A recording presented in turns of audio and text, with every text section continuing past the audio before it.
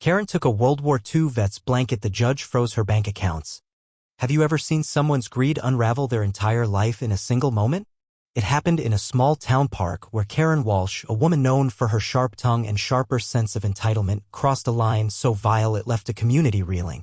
On a crisp November morning, during a Veterans Day ceremony, Karen snatched a worn, hand-stitched blanket from 92-year-old Navy veteran Henry Carter.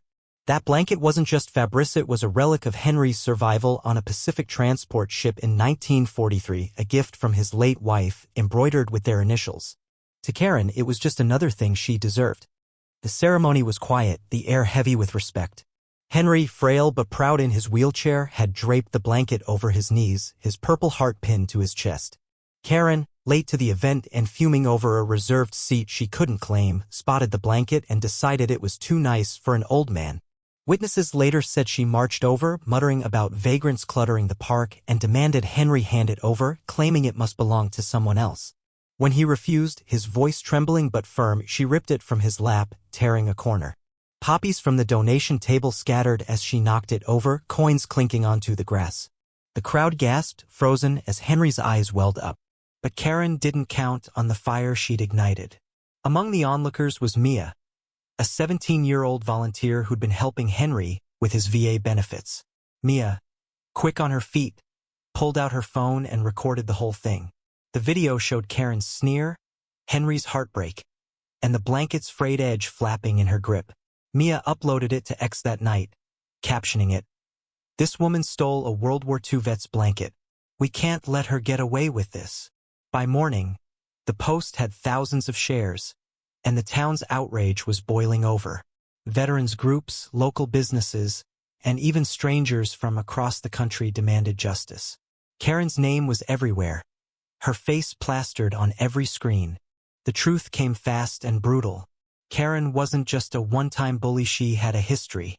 Neighbors revealed she'd bullied elderly residents before, pressuring them to sell heirlooms or clear out clutter she'd then claim for herself. A local antique dealer admitted Karen had tried to sell Henry's blanket just hours after the ceremony, claiming it was a vintage find worth hundreds. But the dealer, a veteran himself, recognized the blanket from Mia's video and refused. Karen's lies unraveled further when police found she'd been skimming donations from the park's veteran fund, pocketing small sums meant for wreaths and memorial upkeep. The blanket theft was just the spark that exposed her greed. The confrontation peaked in a packed courtroom 2 weeks later. Henry, too frail to attend, sent a statement read by Mia. "That blanket was my wife's love, my war's memory. She took more than cloth, she took my dignity."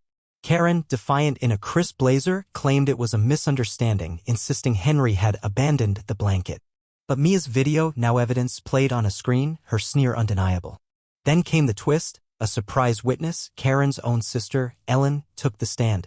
Ellen, estranged for years, revealed Karen had bragged about teaching the old man a lesson and planned to sell the blanket online. The gallery erupted and Karen's face drained of color.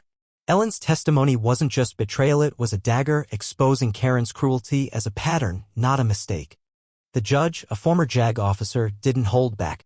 He called Karen's actions a desecration of honor and sentenced her to repay the stolen donations, serve 200 hours of community service at a VA hospital, and face a year of probation. But the real blow was financial. Her bank accounts were frozen pending a civil suit from Henry's family backed by a pro bono lawyer who'd seen Mia's video. Karen's savings, built on years of small scams, were locked tight. She left the courtroom pale, her usual swagger gone, as veterans in the gallery stood silently, their stares heavier than any gavel. Karen's downfall was swift. Her job at a local real estate firm vanished. Clients refused to work with someone who disrespected a hero. Her social media, once full of curated brunches and smug rants, went dark after a flood of comments called her out.